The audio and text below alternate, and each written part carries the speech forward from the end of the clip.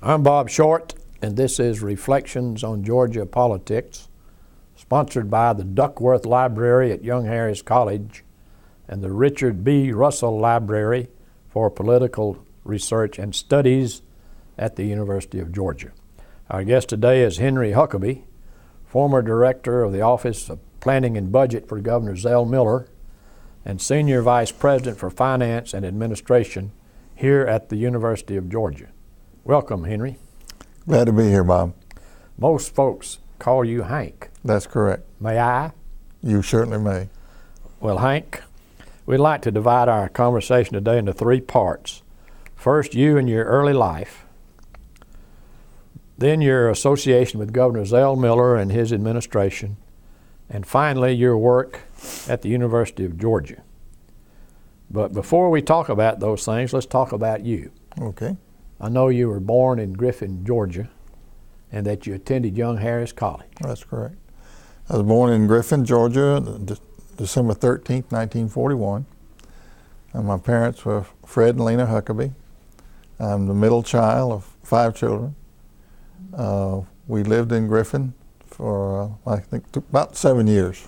I left there between the first and second grade, and we moved to south side of Atlanta, a little town called Hapeville. And that's where, of course, I grew up, went to grammar school, high school, and had a lot of great memories of that town. That was certainly a different kind of era. But that community and the kind of people who lived there was pretty much a blue-collar community with the airport, the Ford plant, and other kinds of industrial facilities there. But attended the schools of Fulton County system. I felt that I had a very sound education coming out of Hapeville High School. Still have a lot of those friends today. But credit a lot of my values and particularly work ethic to living in that kind of community. And just have nothing but fond memories of that experience. So you went to Young Harris College?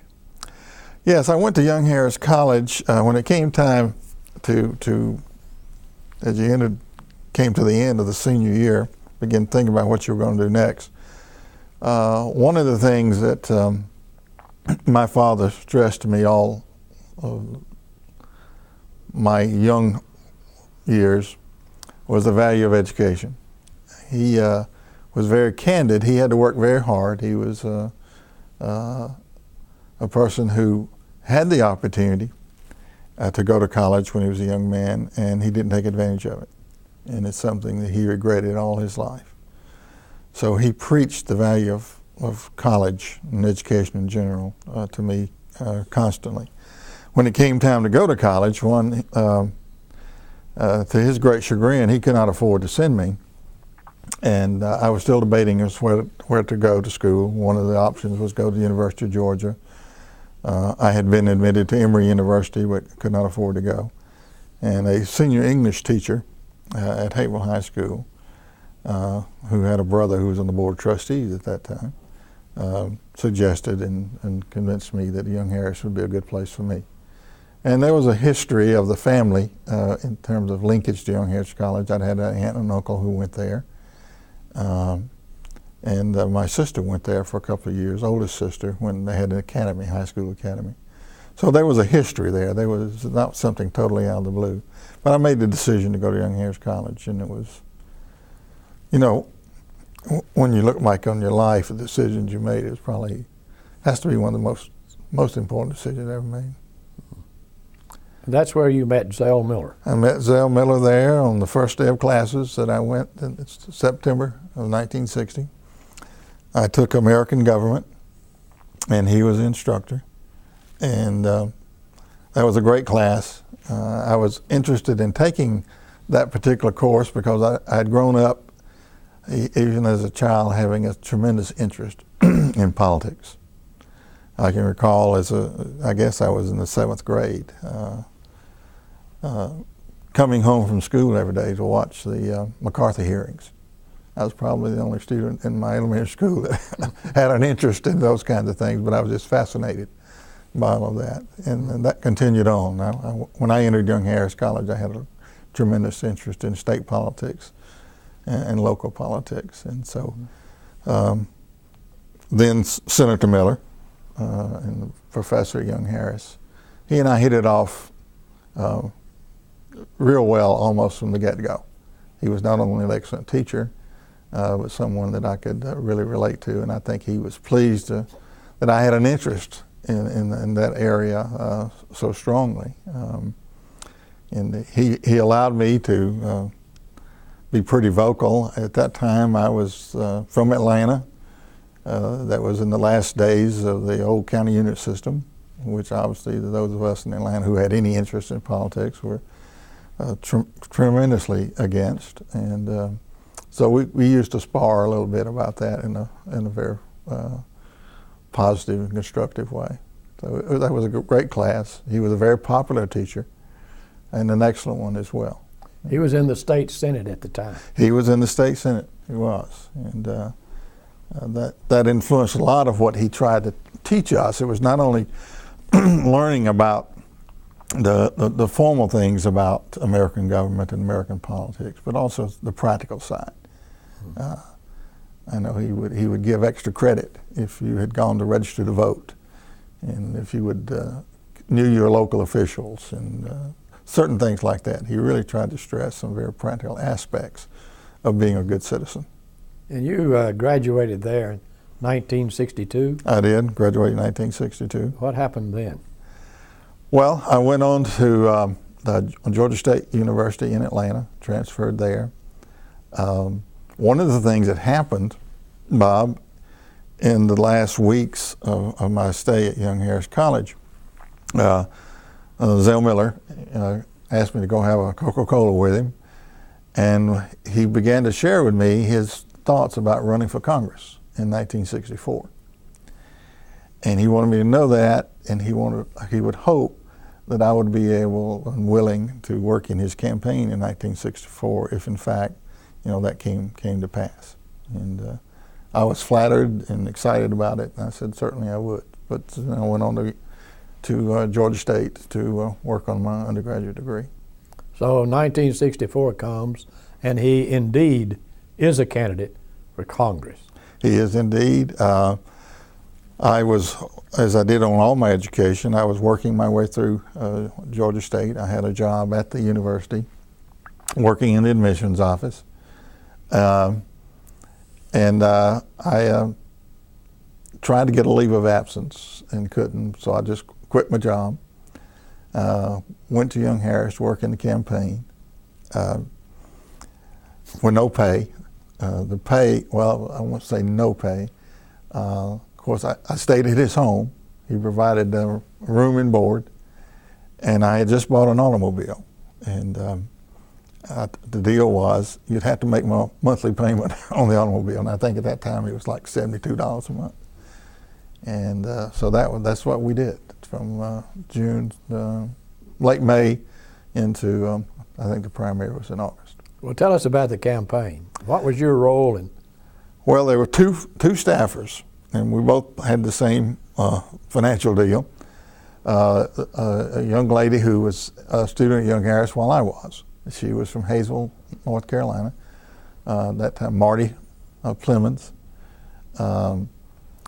I think then Senator Miller, of course, his wife Shirley was from North Carolina. He knew that family, and Marty was one of those people that was intensely interested in politics. So we were the two staff people, and I lived at Young Harris with the Millers in the Rock House, and his two children, Matt and Murphy, were very small, and Marty and I would go to Gainesville every day. That's where the headquarters were. And I'd drive to Hayesville in the mornings, pick her up. We'd go down to Gainesville and do the King campaign, a lot of mailing, calling, those kind of things you typically do. We were in an old building. It had been a storefront of some sort. It was an interesting campaign. We didn't really know much I don't know how much help we were to Zell about running a campaign, but he was new at that too in terms of doing anything that expansive, that big. He had been a state senator and representing 3 small counties up in northeast Georgia. So it was a learning experience. We had big dreams of winning that campaign and going to be on the congressional staff in Washington, D.C. But the cards were stacked against. I'll call him Zell. Zell, I think, had gotten interested in running for Congress because at that time the holder of that 9th district congressional seat was Phil Landrum, who was a very powerful member of Congress. He was very conservative. But at that time, Zell had great visions of doing things to help that district, that part of Georgia. He was very much a mountain person, a son of Appalachia, and he felt that Phil Landrum hadn't done as much as he could have done to help that part of the state in terms of supporting certain federal programs. Zell had a tremendous interest in and commitment to education. And Congressman Landrum had generally opposed bills that would support education with federal funds. And so that was a big issue for him. I think one of the groups that helped spur Zell's interest in running and thinking about the possibility of even winning the race was Phil Landrum was known as very anti-unions. In fact, there's a major piece of legislation still in the book, the Landrum-Griffin bill that he sponsored that was considered anti-union legislation. So the unions, particularly those primarily in Atlanta, were very much interested in trying to get opposition to Congressman Landrum. And so he got some support from the unions out of Atlanta, the automobile industry, Lockheed, those kinds of things. And there were a number of people, there was some, I guess, political rationale because a number of folks in that part of the state had come to Atlanta to work in those kinds of industries, those kinds of plants. And so they were familiar with unions. They had benefited from unions. And so many of them had to come to Atlanta to do that because there were no jobs in northeast Georgia, particularly the part of the state that he was from. So, and there's also an element there. Zell was very ambitious. He was ambitious, but he also had ideas and goals about how to make that part of Georgia a better place. And he was always, all his life, he's been committed to that. That was a presidential year. Yes. President Johnson came to Georgia. Yes. Came to Gainesville. What happened in Gainesville? Well, that's the event that happened in Gainesville. I think it was in June or July. It really set the campaign on its heels. Of course, Congressman Landrum, having been in Congress a long time, had known Lyndon Johnson a long time, and he invited, and Johnson agreed to come to Gainesville to make a speech. Made a speech on the square in Gainesville. There must have been 50 to 60, 70,000 people there. It was just, it was a tremendous success from that standpoint. And I think in that case, we all began, and I know Zell did, begin to understand the power of the incumbency. And that really set us back, and made it very difficult to overcome that. It was very difficult to raise money. And so that was a real turning point. Zell worked very hard, but he had very limited resources. And when you've got, not only the power of the incumbency of Phil Landrum, combined with that kind of support and intervention by the President of the United States, that was difficult to overcome, and we didn't overcome it. Well, you lost the race. Yes. But it was close. It was close, It would have even been closer. I can't remember the name, but the Landrum forces did something very strategically smart. Stone Buckeye Ewell. That's right. Put the third candidate in the race, and he was on the bottom of the list of people running for Congress. And he never did a thing. He didn't campaign. He didn't put up posters. He didn't go on the radio. And the bottom line, nobody knew he was in the race, and that had an impact of draining off some votes. Very smart thing to do, but I don't think we would have won anyway. But it was a close race, and we were all, just devastated. We did some interesting things. Zell, during that campaign, always very creative, and sometimes sort of prone to the theatrics of politics and campaigning. And he was constantly attacking Landrum for the things he didn't do, the things he didn't support, like higher education or education in general, whereas versus some of the things he did vote for. And never will forget, one of the things he found over the years that Congressman Landrum supported was the federal funding of an aquarium in Washington, D.C. Well, Zell keyed on that, and he called it that, it said that Congressman Landrum would support a big fish bowl in Washington, but wouldn't support education to help the kids in Northeast Georgia. And what he did then to manifest that issue, he had this huge billboard size kind of sign made with that issue. It was a picture of a fish bowl on it with a fish in it and so forth. And we mounted that on a trailer. And I pulled that thing all over Northeast Georgia on the back of hooked up to an old Plymouth station wagon. And we'd had loudspeakers mounted on the top of that thing. And we'd go, Marty and I would drive around the places talking about the fishbowl and vote for Zell Miller, blah, blah, blah. He would do things like that. I mean, I guess you got to be creative like that when you don't have any money. And so I'll always remember pulling that fish sign around North Georgia. So what happened to Hank Huckabee after that campaign? Well, obviously I went back to Atlanta and went back to my former boss to see if I could get my job back. There was nothing open at that time. So I went to, got back in school, resumed my studies at Georgia State, and found a job, part-time job, working for Old Southern Airways. I was a gate agent, and that was a pretty good paying job given what jobs paid in those days. And long story short, I worked there. Eventually, I came back to my old job in the admissions office at Georgia State College then, and continued to work full time until I finished my my undergraduate degree. As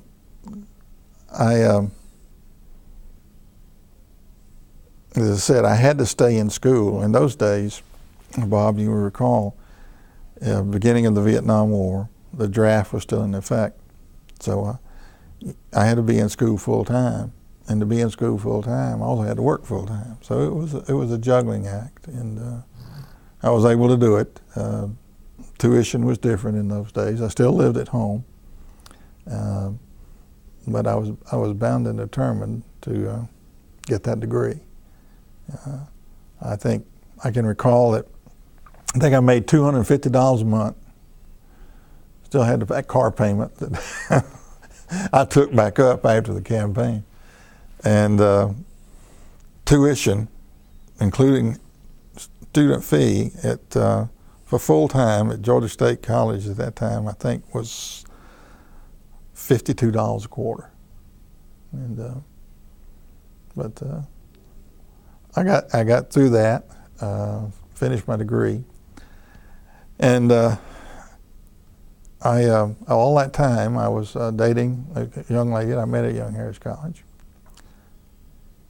We got married in April 1965.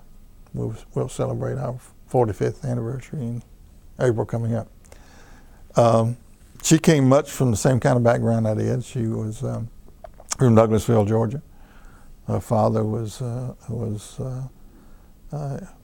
ran a concrete plant. He was part owner, but we both had similar backgrounds. Worked during college, and so as it is often with young men and young women, we were off and on in terms of dating, but we ultimately decided to get married, and I finished my undergraduate degree in August of 1965, and we'd gotten married the previous April. So when Senator Miller ran for Congress in 1966, you had a wife and probably was not too interested in a free job. No, at that point I couldn't afford to pull up roots and go into the campaign. And he had a little more support in terms of finances, I think, by that time, but it's still, he ran again against Phil Landrum and did not win. And so in some way our careers, relationships sort of drifted apart a little bit, but we always stayed in contact. I went on to finish my undergraduate degree and started a Master in Business Administration degree.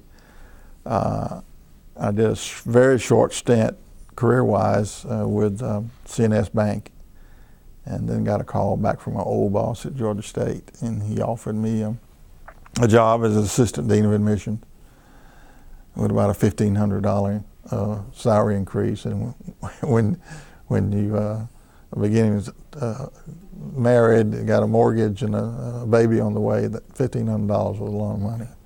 So I did that, stayed there for 4 years.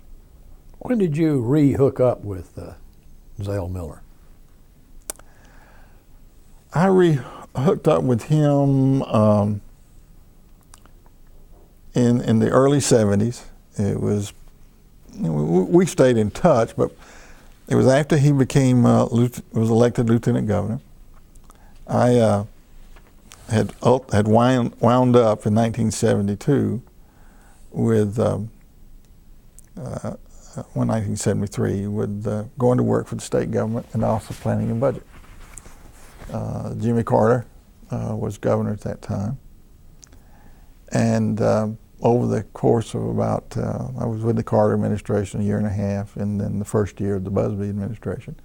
But during that time, one of Zell's interests, as he worked as a lieutenant governor, was to sort of professionalize the operations of the state Senate, and that the Senate had no research staff, no information, no way to go do research on legislation or various issues, and he wanted to create a Senate Research Office, and he got the support to do that from the various senators, and he offered that job to me, and I jumped at it. It was a chance to reconnect with Zell, and it was a fascinating opportunity. I mean, I had never worked. Well, I had been an intern in the legislature in 1964, and really gotten appetite for that line of work, and was given an opportunity to set up that operation. Was director of the Senate Research Office for about 3 years.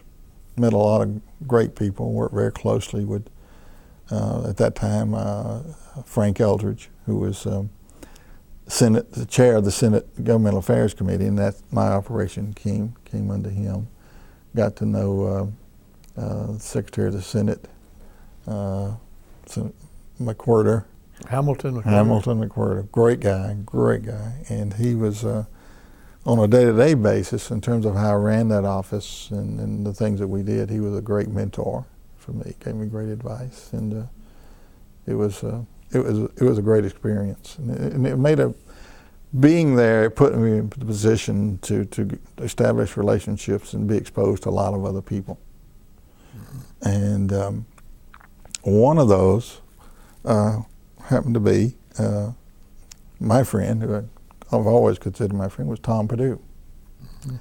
Tom Perdue was in the governor's office, and this was Governor Busbee. Governor Busbee, And during that time, you may remember that the state superintendent of schools, Charlie McDaniel, had a sudden heart attack and died in office.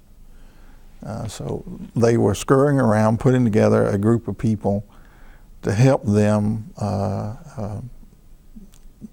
identify possible candidates, people to be appointed to take his job. And somehow I got connected into that little small staff group. I knew the people in the governor's office. I didn't work there. I was in the Senate. And that was a means of my sort of coming to the attention of the Busbee administration. And out of that experience, there occurred later on, you'll recall, there was a very active, very well-respected and well-liked gentleman in the legislature, Howard Atherton. Red, they call it. Red Atherton, who was a very close ally of Governor Busbee and campaigned for him, was out front for him all the way. And one of the commitments, one of the campaign issues for Governor Busbee was that he had promised, particularly local governments, particularly municipal governments, that he would do something to give them a greater voice, a greater representation in state government.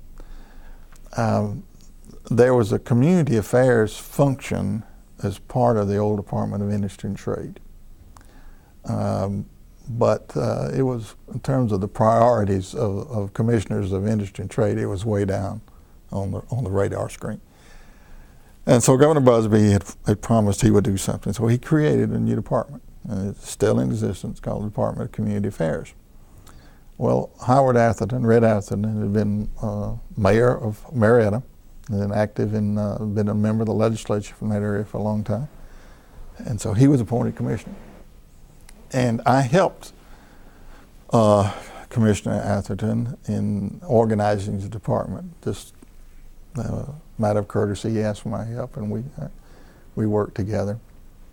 I thought I had a shot at being the deputy commissioner, and did have a shot, but it didn't turn out to be a strong enough shot, and I wasn't selected. And then, as you know, probably within a year after Red was appointed commissioner, he had a major heart attack and died. Long story short, I was selected to Governor Busbee decided to appoint me as commissioner of that department. All this time, I was still director of the Senate Research Office, and that was a really pivotal turning point in my career in state government. And interesting thing happened. Being in the Senate Research Office, in terms of legislative relationships and legislative politics, I was clearly identified and seen as a Zell middleman. And you recall in those early days when Senator Miller was Lieutenant Governor and Tom Murphy, Speaker of the House, there was a lot of crosswords between those two. It was a stormy kind of relationship. And so when Governor Busbee offered me the position, and of course I accepted, one thing I asked him to do, but I knew pretty much how I thought Speaker Murphy would react if he had called the Speaker and give him advance notice. Well, he wasn't going to do that because, by golly, he was governor. So the announcement just went out in the press like it did anything. And the Speaker had some, they were not positive, wasn't positively received that a Zell Miller person would get appointed to that job to replace his longtime, very close friend. And Howard Atherton and the Speaker were very close, very, very close. And so it was a sort of a shot across the bow. Well, I wasn't, lack of experience, and I was young, there's no question about it. Didn't know whether I was ready for that job, et cetera. So one of the hardest things I had to do in my life, I realized, I can't let that rest there. He's the Speaker, if I'm a department head, I got to have a relationship with the House of Representatives. And so I called, set up an appointment, and he made me wait all week. I had to wait till Friday to go in to see him. And I rehearsed 100 times what I was going to say. But out of it, I was very candid with him, and we established a good relationship. I told him I couldn't do the job without his help. And it was, the work of that department was something that Red was very committed to, and I had a good relationship with Red. And I asked his direct what I need to do, and he told me. He said, these are the people you need to go see. And I went to see every one of them. And just so happened in those days, you remember the days of the Green Door Committee on the budget. All 6 of those were on the Green Door Committee. And so I went to see them and established a relationship. And one of those 6 was Joe Mack Wilson. Joe Mack Wilson has succeeded Howard Atherton in the legislature. And so he and Red had been tremendous friends. So that relationship made a tremendous difference in how I was able to serve as commissioner of that department for almost 3 years. Tell us a little bit about the department. It was new. It was brand new. The biggest ally of the department outside state government itself was the Georgia Municipal Association. It was a department that was primarily involved in implementing some federal programs like the old HUD 701 planning, those kinds of departments. There was very little state money going into it. And we assembled those and tried to strengthen those. And we also, part of that too was identifying ways that until we could establish a budget base with state government to try to attract as many federal funds as we could. And I realized that, or concluded that if you were going to be taken seriously by the legislature and by local governments themselves, quite frankly, you had to show them what you could do for them. And in that context, I mean, I was straight up. I went to Governor Busbee and asked him to transfer the old Title V commissions, the Appalachian Regional Commission and the Coastal Plains Regional Commission, which were grant making agencies to local governments. Because if you've got money to offer, if you've got grants to give out, you get a lot of friends. You got a lot of friends and a lot of interest. And to his credit, Governor Busbee did transfer those to the department. So we began to build from there. When the Community Development Block Grant Program came into being, we were able to garner a responsibility in that area as well. So we began to build the department, and I will say that Governor Busbee was supportive, and we were able to work out work through the stormy relationships that sometimes Speaker Murphy and Lieutenant Governor Miller had. But it was a good 2.5 years. So what happened after your tenure at DCA? I was approached. At that time there was an entity, and I was on the board by virtue of my position, called the Georgia Residential Finance Authority. And that was an agency whose primary purpose, it was a brand new agency then too,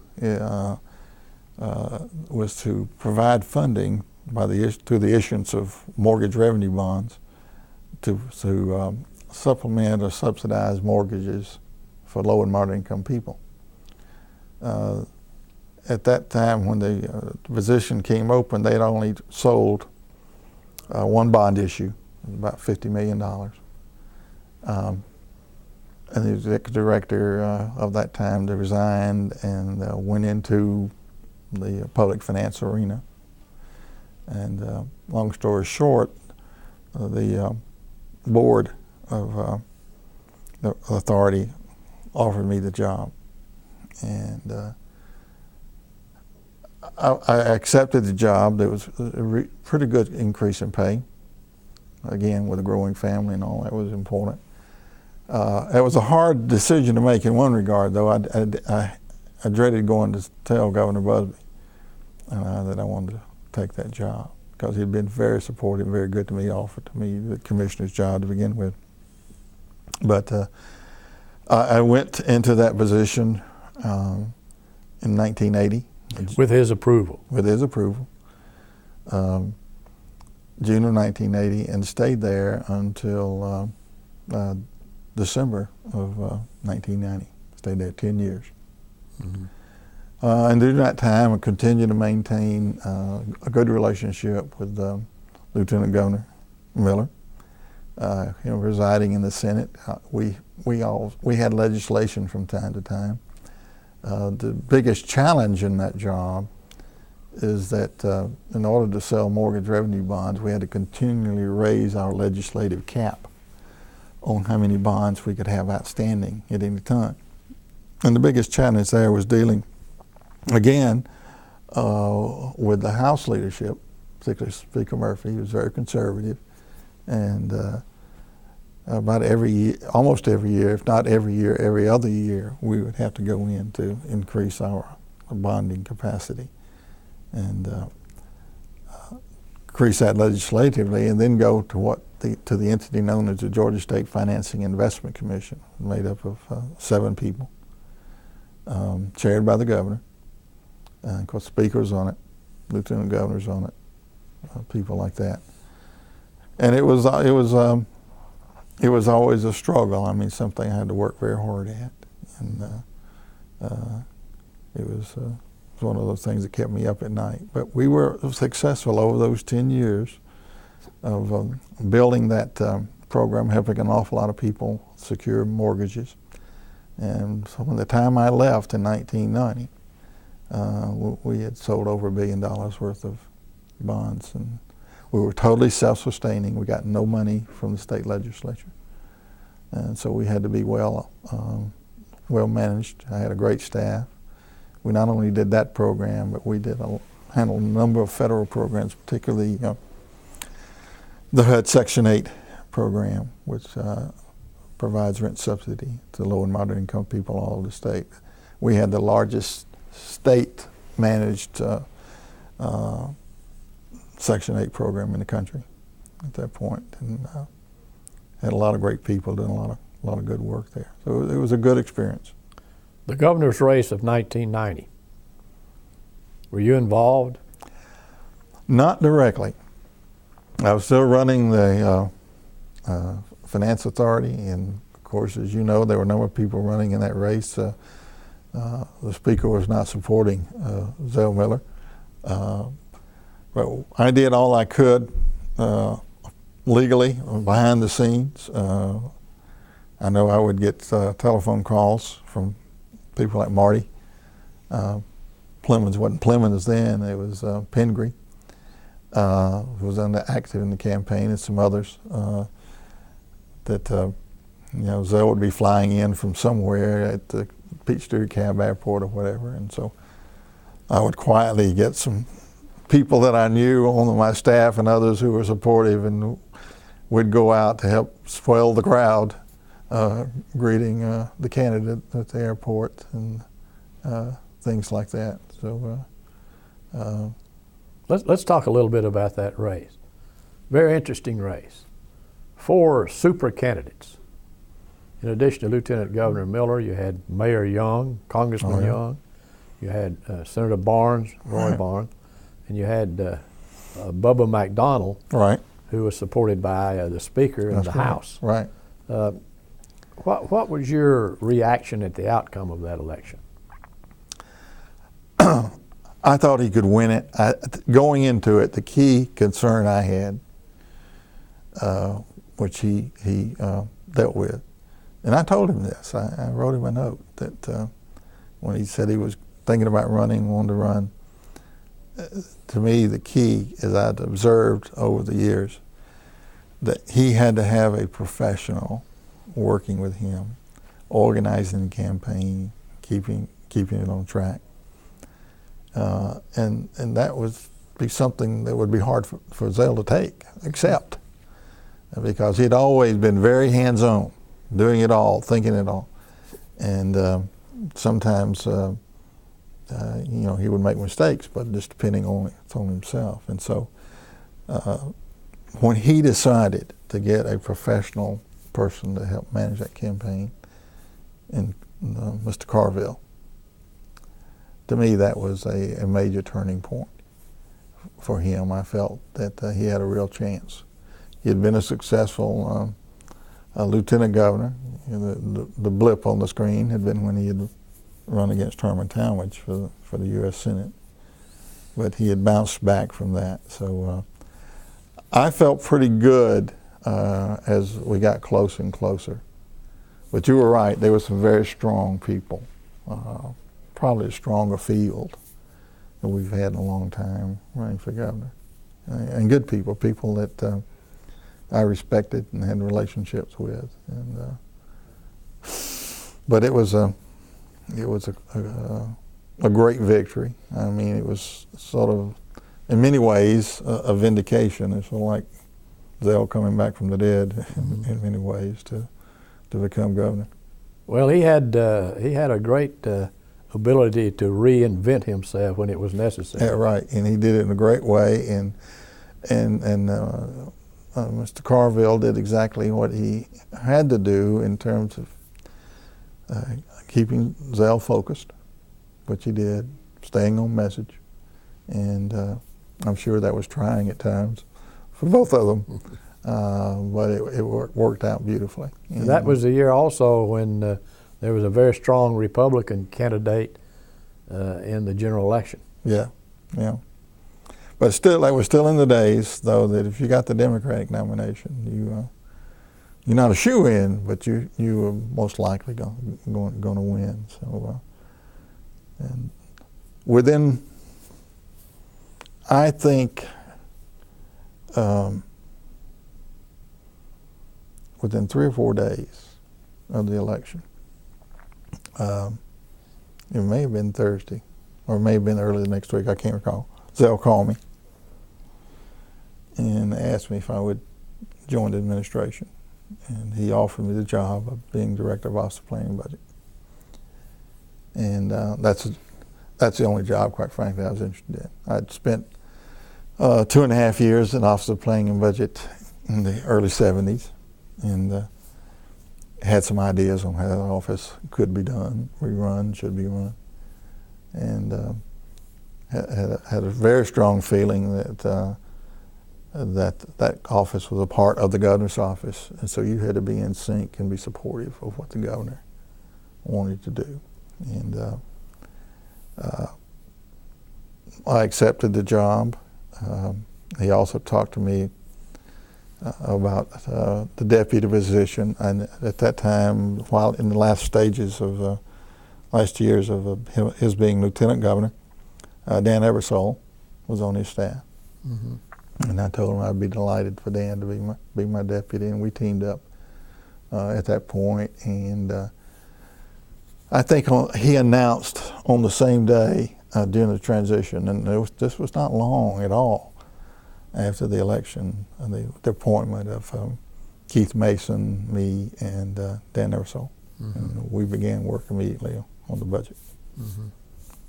And, so you were not awed by the responsibility of being the director of that very important agency? Well, there was a little awe there, a little apprehension, because there again, I was coming into that fairly visible office as a Zell middleman. As you know, the House of Representatives played a major role in the budget process. I mean, that's where all revenue-related bills had to originate. There had been people in the legislative side of the budget, like Pete Hackney, who'd been there for years, knew it inside and out. I had not been directly involved in the budget process for a long, long time. My dealings with the legislature had primarily, since I left OPB, in the early 70s, had primarily been on the legislative side. And so there was a little apprehension. But we took it on in a very difficult situation, very difficult time. No money. No money. There was absolutely zero reserves. Revenues were continuing to fall behind. As I like to say, we chased the revenue estimate downward. I think we changed it at least twice in those first 6 months. And we started struggling with the budget, well, in late November and December. We weren't in office yet. But essentially, Governor Harris was very, very kind and open, and we essentially took over the budget building process at that time in order to get the budget ready as required by statute by the first end of the first week of the legislative session. And those were challenging times, very challenging. What steps did you take to overcome the problem? I've not told this before, but one of the biggest steps we had to overcome. One of Governor Miller's great attributes is that he is a visionary. He's an activist. He has things he wants to get done. And the most challenging thing those first 2 months was trying to convince him, the governor, we can't do any of this. There's not a thing we're going to be cutting budgets. We're going to be laying off people. And there were some people in the room that were trying to convince him and play to his preferences or druthers that you can have it all. Things are going to turn around and you can do a tax cut and you can give teachers a salary increase. And our biggest challenge was to convince him that you can't do either one of those. And that was a tough 2 or 3 weeks. Tough 2 or 3 weeks. Mm-hmm. But right off the bat, that established what my working relationship with the governor could be. We would have and could have very candid discussions about what could be done, what should be done, and both survive it. I mean, he sometimes he didn't want to hear it, and you knew he didn't want to hear it, but you always knew that the last thing he wanted was a yes man. He wanted straight up advice, and then he would make a decision as to whether accepted or not. And to his credit, and to my benefit, that we operated that way the whole time that I was state budget director for about 5 years. And but it made for some sleepless nights early on because we was just all learning and getting our feet wet. But we came to the conclusion he was concerned that the budget would be taken away from us in the sense ours was a very austere budget. We're making, as I said, cuts and reductions, et cetera, everywhere we could. That somebody would take that over by doing the things he wanted, promising the things he wanted to do, like a salary increase for teachers, a group that he was always been supportive of in a great way, and do a tax cut. But they didn't. They couldn't. And essentially, the budget he recommended is what got passed. So you weathered the storm. We weathered the storm. A backdrop to dealing with the budget issue became on how he was going to go forward with his big political plank of implementing a state lottery. Lottery, yeah.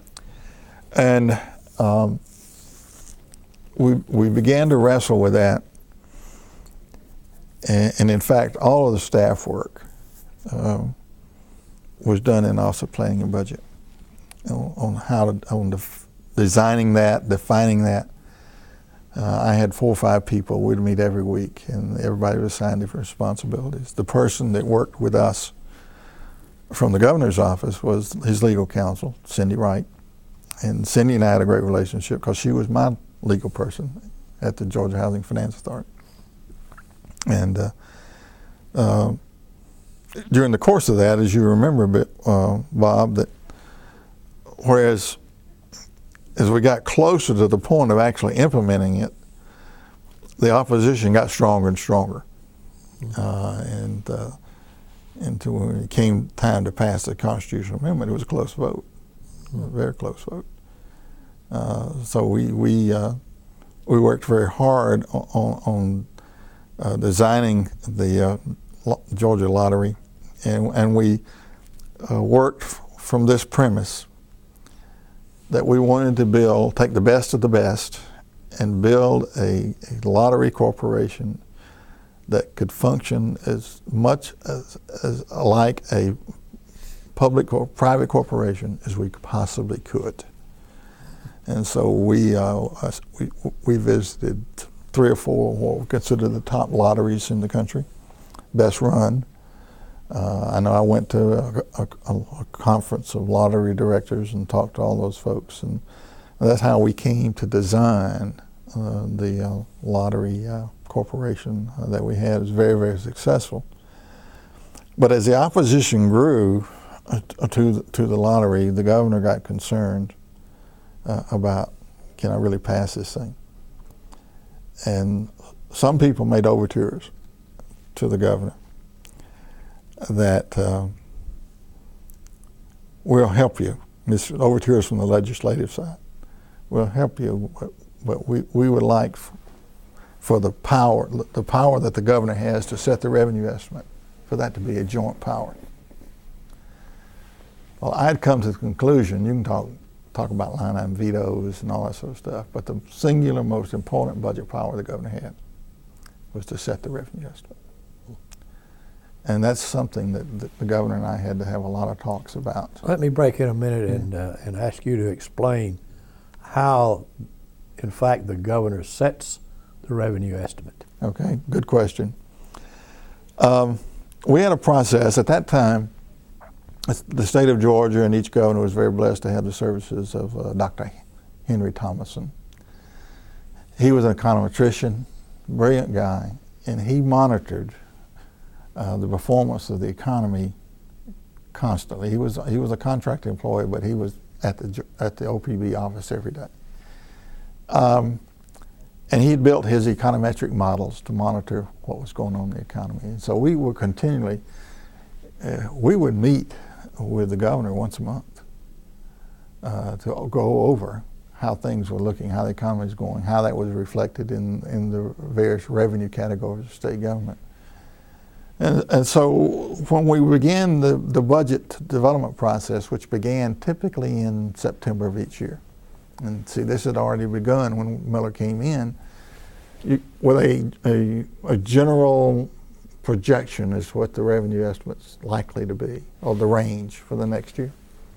And then as you go through the fall, that process keeps getting more and more refined. And then by the time you get to about middle of December, at that time, given the way Dr. Thomason worked and his models worked, he would get the final numbers in from various national indices. And would sit down with the governor, and he would advise the governor how things looked, what the range ought to be, should be. And the governor would then make the decision. It was his decision whether we're going to estimate a 4% increase or 1% decline or whatever it was. And then that's what drove your final work on putting the budget together, because Georgia requires that the budget submitted be a balanced budget. And so that, as a result, I was convinced that's the most important power he had. If you can argue all day long how you're going to divide up the pie, but the governor gets to decide what the pie looks like and how big the pie is going to be. And so we were able to convince him that don't listen to that serpent out there whispering to you. You need to preserve this budget power solely for the governor. He did that, and that power was instrumental, Bob, in the governor rebuilding the state's reserves. The state's reserves are critical, not only in terms of just the week, year-to-year balancing of the budget, make sure you got enough money to fund the budget you in fact passed, but it's also an area that's critical to the bond rating agencies, which control your ability, not necessarily your ability, but the cost of borrowing money to build those things, construct those things that the state government needs. And it was by the power and the policies you said on managing the revenue estimate allowed us to reestablish those reserves in a time frame the rating agencies didn't think we could do. And it's very simple the way you do that. If you take a very conservative approach. You take the low end of the range that your economist gives you, even though you have pretty good confidence, strong confidence that the actuality is going to be the high end of the range. Well, that's where you build your surplus, and the surplus flows into the reserves. So maintaining that power was critical, and it worked to inure to the governor's benefit throughout his whole tenure as governor. Hank, if you will, let's talk about how the budget is actually formulated. Okay.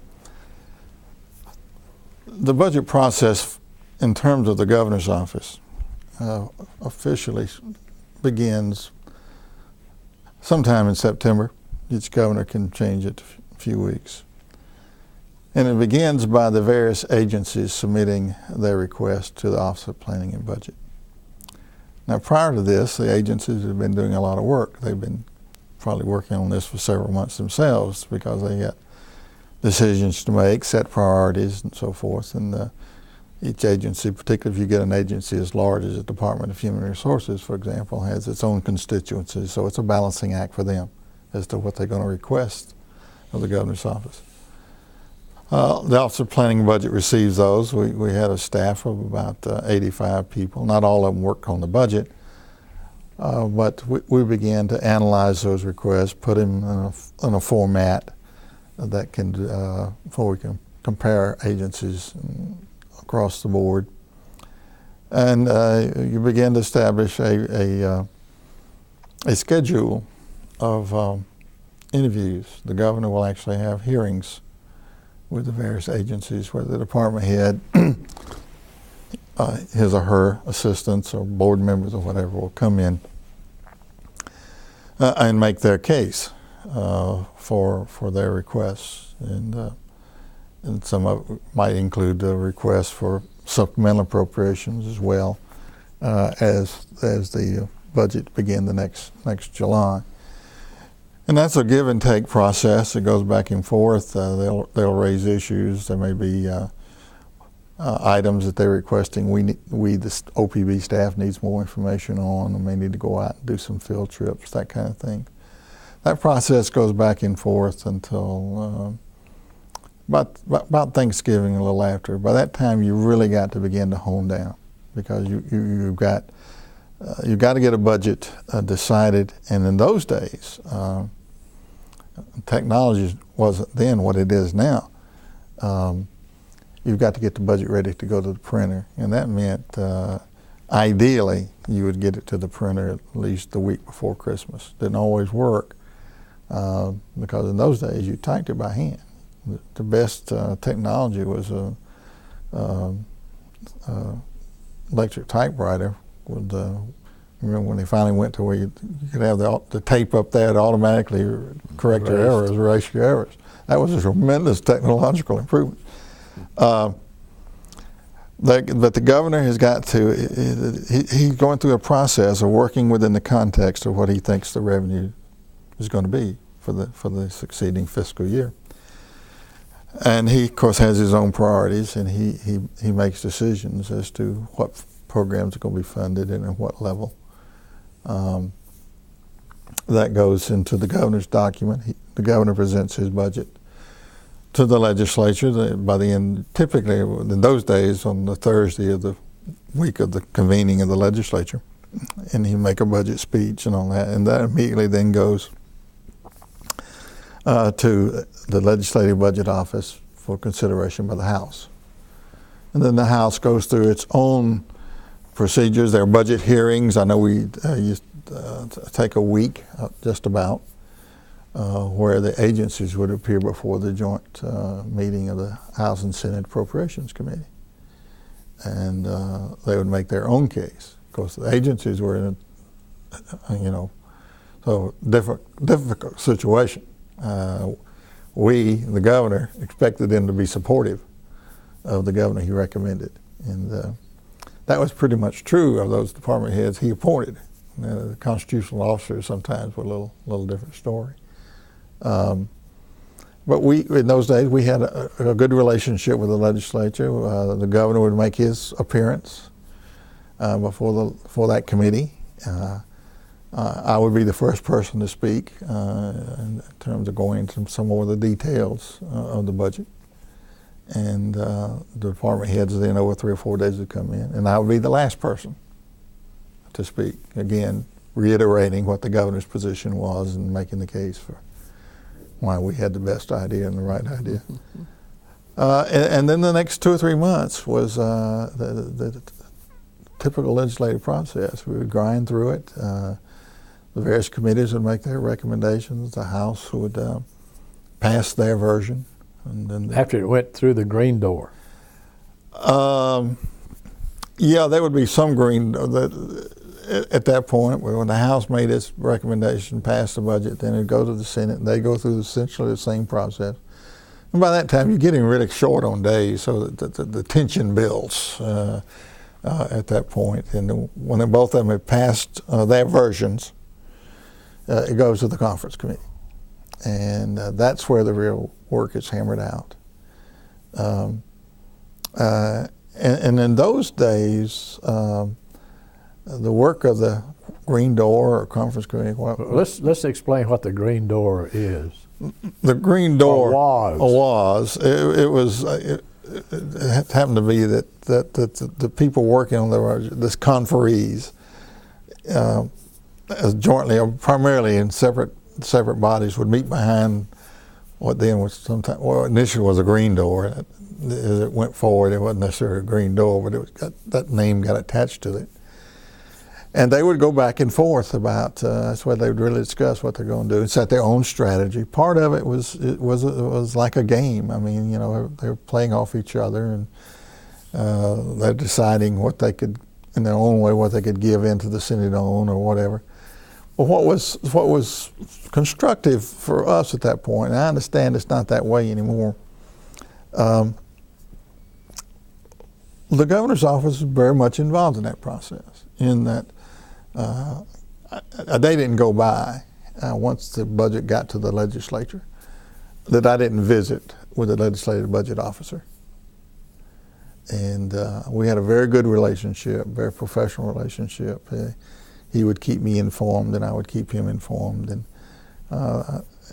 through all of this, we were trying to be sure, one, we got a budget that was balanced, that was responsible. And also there were needs sometimes that would come up, issues would come up from the time the governor presented his budget to the time we got toward the end of session that none of us had anticipated. And sometimes you would find mistakes made by either side. And so we had to have a day-to-day, very practical working relationship. And I was very proud that during my time that we did. We were able to do that and help each other. And we, on behalf of the governor, I know Dan Ebersol and I, and later Tim Burgess when he became a deputy, we sat at the conference table. Now, we weren't up there. We were at the foot of the table, but we were there to answer questions and in our own way to keep the governor's priorities on the table. And as you got further, as you honed the budget down, you got closer and closer to the final version. I mean, we would give the wink and a nod that was okay with the governor, and of course we're communicating, continuing with the governor as well. I would go in and tell the governor, he'd be sitting down in his office waiting. I say, well, I think we can get this. I think we can get that. How much do you actually really have to have for this item? And we'd go back and forth on those kinds of things. So it was very much an iterative process. It was a compromise process. Of course, the press is always sitting there feeling that they're not being told enough, that too much is being done in secret. And I know there was one reporter who was a good reporter. Once the conference committee came to a conclusion, and this was the budget they handshook on and were going forward with, he would always come up and say, "All right, Hank, tell me how much pork there is in this budget." And I would say, "Well, it depends on your perspective. If there's money in there going to your district to do something good, that's not pork." What I didn't tell him was, listen, Governor Miller got 99% of what he requested. So if it takes 1% to get that done, that's okay. That's okay. That's money at the margins. And that's the way that's the way it worked for us. It worked very well. And the governor was always successful, really, really successful in getting what he recommended. Because to his credit, Governor Miller knew how to do that. He had a keen sense of not only making the recommendations that reflected his priorities and what he thought was good for the state, but also putting it together in such a way and working with people in such a way during the process that you could get it passed. I know early on in my career as budget director, Pete Hackney, who had been legislative budget officer for years, great guy, knew more than forgotten more than I'd ever know, crusty old guy. He once told me, he said, "Hank, the best budget is a passed budget." So you got to keep that. You got to keep that in perspective. And Miller knew how to do that. He knew how to do things during the process when you got in the legislature. He was willing to compromise. And when I say that, I don't mean that we ever did anything that was inappropriate, that was illegal, underhanded, or anything like that. But he always recognized that it was a partnership in a way. He had been a legislature. He understood how the process worked because he had been the governors and wanted to get something from his district to meet a need or whatever. So he understood how to strike that balance and come out with a good and effective budget. So each side of the legislature, the Senate and the House, agreed to the committee report, right, which comes out. The conference committee and the conference committee report on the budget was not open to debate. It was an up and down vote. Mm-hmm. And then it goes to the governor. Goes to the governor. Now he has line item veto power. He does. The governor has line item veto power, and it's one that we always exercise in two ways. There were certain things that the legislature would always put in the budget. Typically, they were language items. And the governor, you got to do this, you got to do that.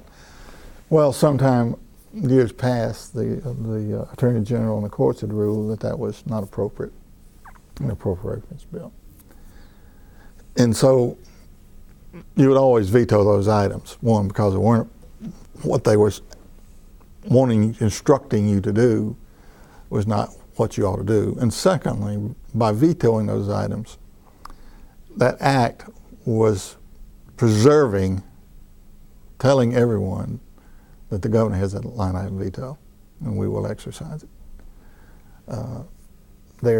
And from time to time, there would be fiscal items that the governor would veto that would actually take money out of the budget.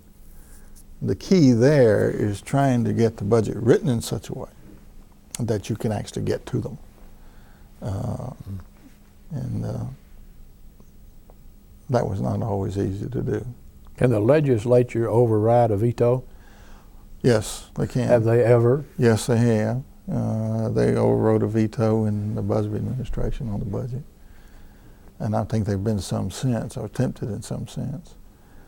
The key, though, is trying to maintain as much open communications as you can to be sure everybody understands what's in the budget, why it's in the budget.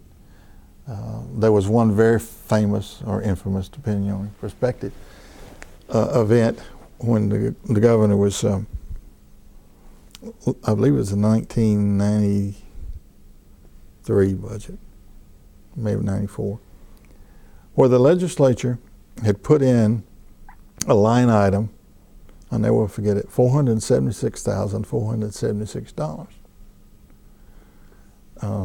We didn't know what it was. And for it to be that kind of number, we used to call that raggedy number. You know, what in the world could that be? Well, we couldn't find out. And so the governor vetoed it. Well, it opened the Pandora's box. We found out that was some money the legislature had put in to be used as their own sort of grant program in the Department of Education to go out to various school systems. Well, pardon my French, but all hell broke loose, and that was a tough time, and we took us a while to everybody get their feelings put back together on that. And a guy wrote a book, got a Pulitzer Prize for that. One of the press. Was that the so-called slush fund? A slush fund. That's right. That's right. And that in turn led to legislation the following session that cleaned up that part of it. Well, let's talk a minute now about the lottery. Okay. The governor was successful in getting his lottery, and with the funds dedicated solely to education. Now, how were those funds appropriated? Well, the constitutional amendment that passed allowed us to fund, use those funds in three ways. One for K through 12 program, one for scholarships, and three were for education-related capital expenditures. We knew going in, when you make some projections long-term, that probably ultimately all the money would have to be used for the first two, the pre-K program and the scholarships, which was the governor's top priorities anyway. The one thing that threw us that surprised us, caught us off guard initially, was when the lottery went into effect, it became far more successful far earlier than we ever anticipated. We had Dr. Thomason working on that. He has made the best estimates he could. Well, we missed it by a wide margin. So we were sitting there for the first year or so with more money than we knew what to do with. And so what became the backstop for us was this third category, capital expenditures. So we put a lot of money into technology in schools. That's when we put up all these satellites, and it's when we built the GPTV facility in downtown Atlanta, and all of that. But over time, and it's happening now, that's pretty much, you don't do that anymore. And then we made certain kinds of grants to local school systems out there for facility-related kinds of programs. But now I think almost 100% of the money goes for pre-K and scholarships. But who makes that decision as to where the money is spent? Well, you can only spend it with school systems or whatever. There's a formula that's managed on a day-to-day basis by the Department of Education.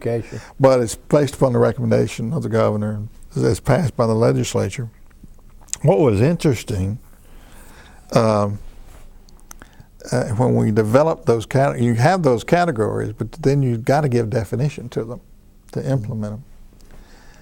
And I never will forget, and to his credit, I mean, we staff people, you know, the so-called experts, we came up with a number of plans on how the scholarship portion ought to be implemented.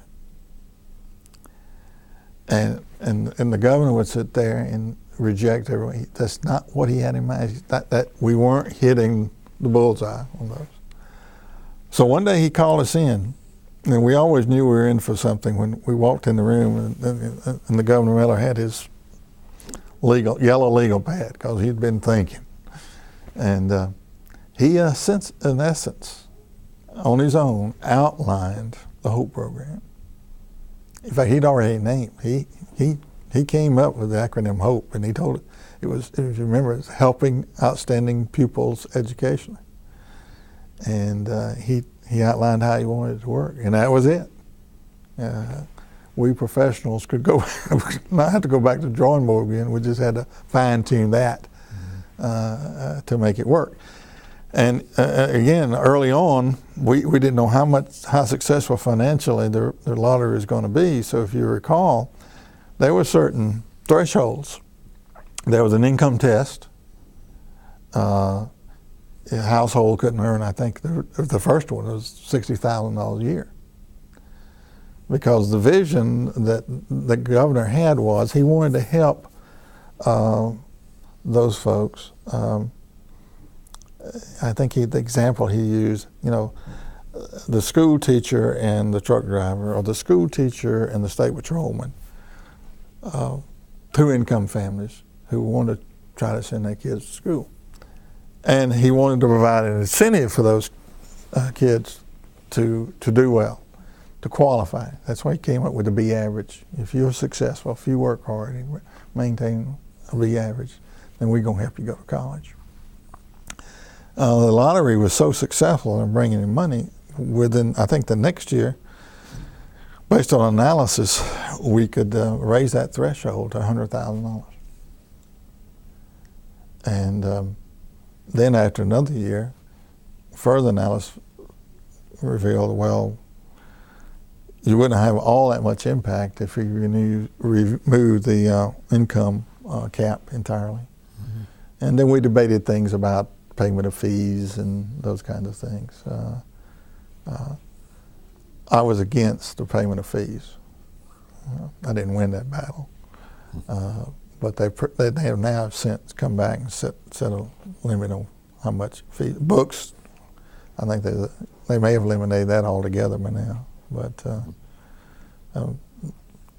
I think all that speaks to the fact that when it came to those big issues like that, Bob, in which the governor had strong opinions and a critical part of what he wanted to achieve as governor, he was very much hands-on, very much hands-on.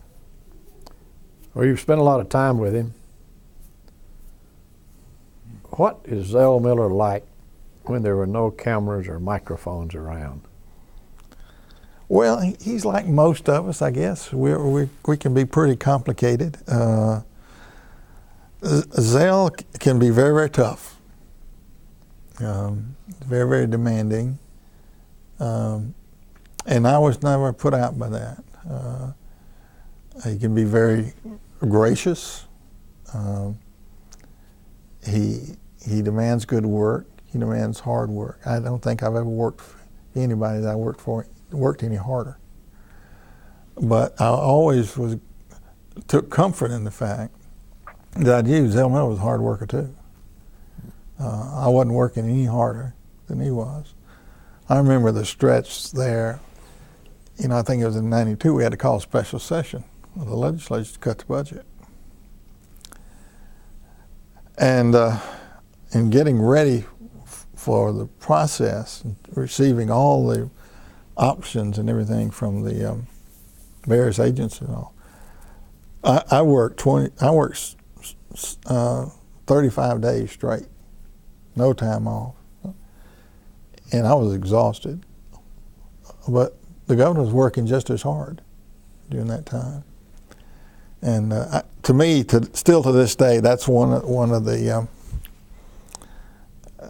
crowning successes of that administration, and that we'd been through a session where we had to cut a lot of.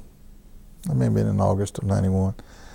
Cut a lot of from the budget. We had to lay off people. We eliminated positions, etc.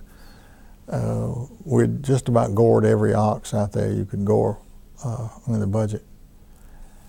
And then I had to call a special session to cut even more. We had to cut about 5%, I believe. And that was a tremendous amount. It was peanuts today. It was $410 million. And the way we were able to do that, you probably couldn't get away with this today. The special session was called, and the top leadership of the House and the top leadership of the Senate and the governor's top staff people, we met in the basement of the mansion, privately, quietly, for almost 2 weeks, and hammered out the budget. It was out of that budget cutting session, for example, that's why we made a major cut to cooperative extension in the university system. A sacred cow, if there ever was a sacred cow. And everybody just groaned and moaned that that cut would never stick. Well, the compromise budget that came out of that, for example, in that one program area, was a 41% reduction. In our heart of hearts, we'll never sustain anything like it. Well, we got about 25%, which reverberated around the country. Nobody had cut that sacred cow, anything like that, anywhere in the country. But it showed the leadership of both houses and the governor's office being able to come together and do what was best for the state and work it out. Nobody liked all of it by any means. And I guess that the budget that then went on the floor and the one that passed was probably 98 or 99% reflective of what we had worked out. If we had just gone into a special session like that and thrown something out there, we'd probably still be meeting.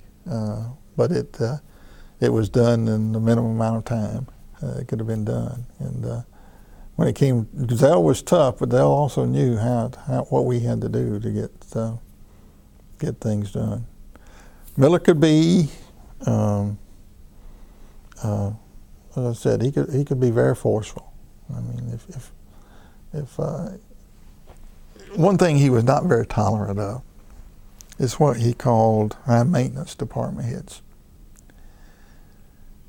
If you are an agency head and you are continuing to press and things are getting screwed up and having to explain yourself and all, you didn't last very long under Miller. Not that he didn't take an interest in what you were doing and thought what you were doing was valuable, but if you were constantly in the press and constantly having to explain things, then you weren't doing it very well. He liked things to run smooth. And to his credit, and I'm sure chagrin, he had to make some changes from time to time. You well know if you hire enough people or appoint enough people over time, you're going to make some mistakes. And you're going to be disappointed in some people. And there were some folks in the Miller administration he and all of us were disappointed in. But he did what he had to do. And now comes 1994, re-election. He promised he would only serve one term. Why did he decide to run the second term? Well, that's the one thing he said in the original election that I just chagrined. I said, why in the world are you saying that? I think, I don't know why he made it. Maybe he thought genuinely that's what he ought to do, or thought he had to make that promise to get elected. But I think one reason he did it is, from his perspective, that first year and a half were almost lost years. I know a lot of people now contend, well, when did Zell quit being a Democrat? Zell was always a visionary. He always had goals. I think he always believed in the appropriate role of government, and particularly coming from the part of the state where he came from, there were certainly things that the state could do and the federal government could do to help the people in that region. He came from a part of the state where about the only jobs in so many of those counties were government-related jobs. I mean, that was one of the things that astounded this little boy from Hapeville, Georgia, that when you went up there and you had an election in Towns County, and if it changed parties, if they were changing parties, well, everything, jobs changed from school bus driver to and I was just flabbergasted by that. So Zell understood the positive role that the government could take. And I think in many ways what convinced him, a lot of folks tried to convince him to keep running, but he lost a good part of his term. He couldn't do the kinds of things he wanted to do. And we were just getting on track with some of those. From my perspective, given the kind of what he was able to do in those first 4 years, he deserved to get reelected. So he wanted to finish his agenda. I think that was a large part of it. I can recall, you may remember, an initiative that he started in the budget process called Georgia Rebound. Mm-hmm. A lot of stories coming out of that, but he called all of us minions around one day to the study up at the governor's branch. And he laid out this idea about Georgia Rebound. And this was still in the shadows of us just cutting the budget and laying off people and all this sort of stuff. And I'm sitting there and I'm in some way stunned. And we keep talking about this, and his plan for funding Georgia Rebound was a series of fee increases that if all were implemented, they would be about, I don't remember the exact number, 240 million, something like that. And he told me, he said, I don't want to be remembered as people drive down the highway as I was the governor when we closed that hospital. And I can recall him just preaching to everybody. And people would go around the room, and one by one, everybody fell in line. There were two holdouts, two people that were very cautious about it. It was Keith Mason and me. And we kept talking, and finally Keith said, let's do it. And Zell looked across at me. We were sitting across the room from each other. And he said, well, okay, Huckabee, you're the only one still in the bunker. Now you're going to come out of the bunker. I said, well, Governor, I'll come out of the bunker with this one caveat. We won't know until next month. We'll have a better feel next month. Well, we'll know in July, because this was starting in June, how we ended the year in terms of surplus. And we will need a certain amount in order to fund the midterm adjustment for K through 12 in the next session, because that's when you always do it. And I said, if we don't meet that number, then we're going to have to send out a notice to the agency heads to start holding back money to be able to do that. With that understanding, let's go. And sure enough, we didn't meet that number. And in August, I was sending out a letter to department heads, hold back 2%, so we can be sure we can make that. But that process of Georgia Rebound, in retrospect, was a stroke of genius. It showed his the visionary he was, and that he was willing to go out there and do the heavy lifting to get something passed. It was pretty controversial, and it was hard work. We really, all of us worked hard. Those fees, anytime you're tripling the driver's license fee or increasing this hunting fees and all of those kinds of things.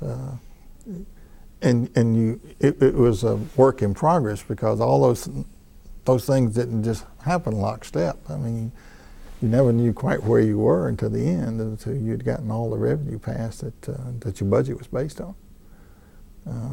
But it was a interesting process.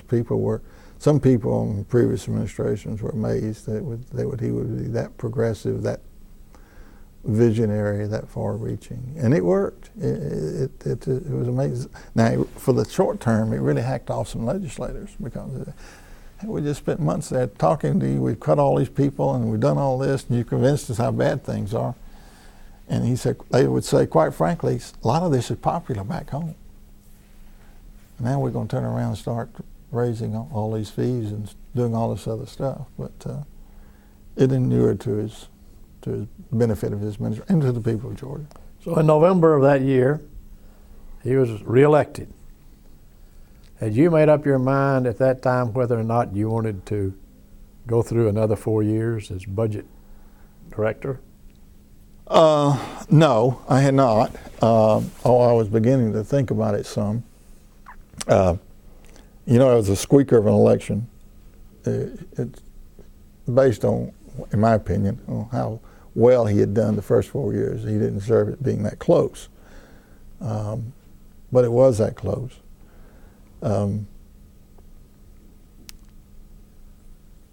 I was still enjoying the job. It was an exciting job. It was a very demanding job. One story coming out of that election, we were walking out of the hotel about 1:30 or 2 o'clock in the morning. And at that point, I think we were leading about 21,000 or 30,000. We knew we'd won. And of course, this campaign, we'd gotten way behind in the budget process. I mean, we'd been doing our staff work and all that, but he hadn't looked at anything on the budget at all. I mean, and this was in November. So we're walking out together, and he turns to me, he said, "Well, Hank, I can be there at 7:30 in the morning, start working on the budget." I said, "Governor, all my guys and gals are at home a bit. Give me to 10:30, and we'll be ready for you."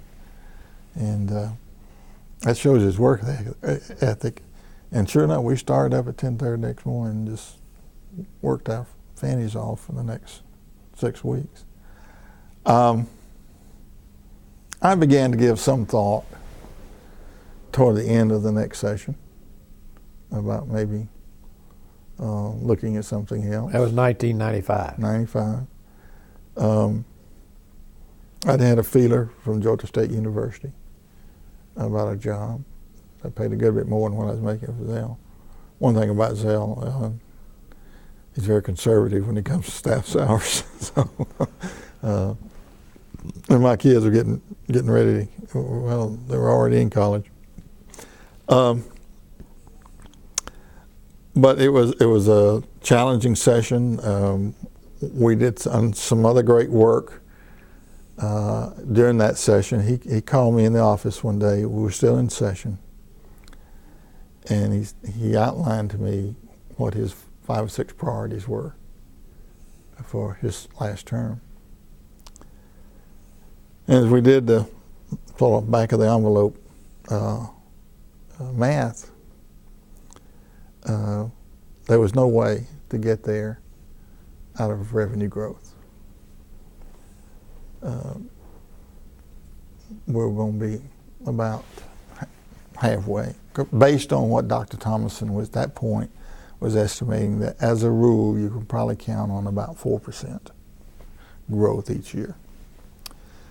So we went back with my staff, and that's where we came up with the plan and program called budget redirection.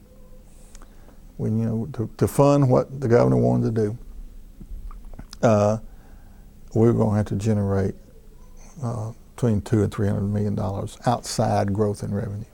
So that meant the only place to go was what's called continuation, existing programs. And so we put that program in motion. On a day-to-day basis, Tim Burgess sort of ran that program for my staff. And by the time I did the leave in August, September, we had that program up and running. I was very proud of that. I think we did a great job for him. I mean, the things he wanted to do, one of the things, I tried to get him to cut one of them a little bit. I mean, as I said earlier, he was devoted to education. He particularly had a heart for school teachers and their salary, and he was going to make a commitment that they would get a 6% pay raise for 4 years, each year for 4 years, to bring them up to the national average. Well, I knew what that was going to cost every year. And I said, well, can we cut that to 5? He wouldn't budge. Now, ironically, 4 years later, when I came to work at the University of Georgia, I was sure glad he prevailed, because that helped my situation here. But he, in the middle of that session, he set his goals for the rest of that term, and that's what he worked to, and that's what we designed the budget process to do, and he was successful. He succeeded in all of them. So you did go to Georgia State. Yep. What were your duties there? Well, I went into a program that was a part of the College of Business Administration. It was a special program that focused on economic research, focused on doing a lot of research and consultation internationally, which really appealed to me. I worked with Dr. Roy Ball down there in the Policy Research Center. I enjoyed that. It got me back into higher education in a way. You know, I'd left Georgia State in 1971, so I'm sort of going full circle here.